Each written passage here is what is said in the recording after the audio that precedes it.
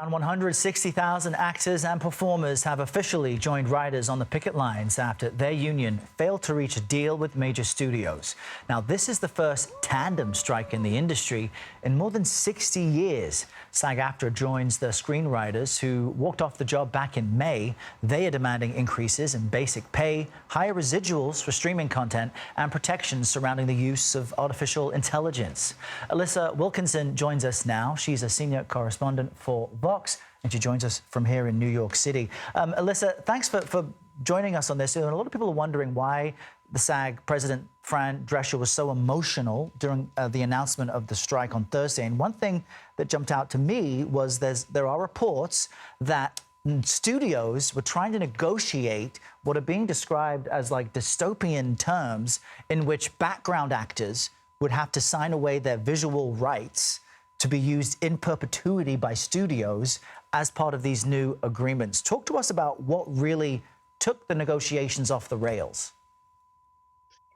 I think that one reason that the negotiations haven't gone forward is that the Writers Guild is still on strike, and a lot of what SAG-AFTRA is asking for is very similar to what the writers are asking for, which is to have some new structures around pay that has been reduced greatly in the streaming era, and also this thing that you mentioned, which has to do with AI being used to kind of replace humans in the process as much as possible. If you think about it, an AI-generated actor doesn't need any of the things that SAG has won for its members, doesn't need lunch breaks, can work around the clock, don't have to worry about intimacy coordinators and things like that, and just costs less to work with.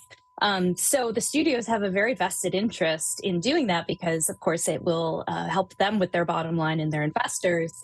And the actors are saying, no, it's not what we can accept if you want to continue to work with us. And it seems as though that because the actors are joining the writers, there's more momentum, they have a more unified front. You wonder if there's more pain. I understand there are zero productions being made right now in LA County anyway, that they may ultimately get the outcome they want. Just speak to me about that duality and how that may lead to some kind of change, this united front.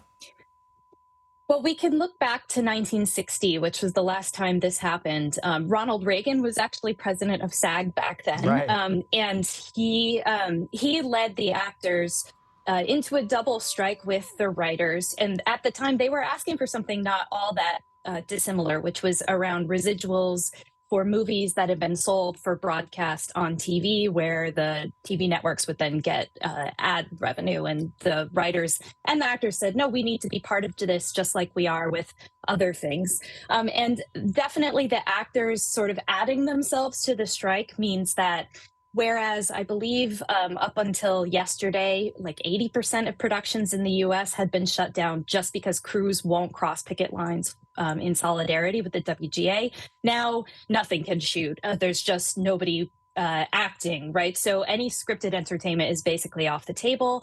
All that's really left is reality TV. And the guilds are kind of making the bet that people aren't going to simply watch reality TV forever.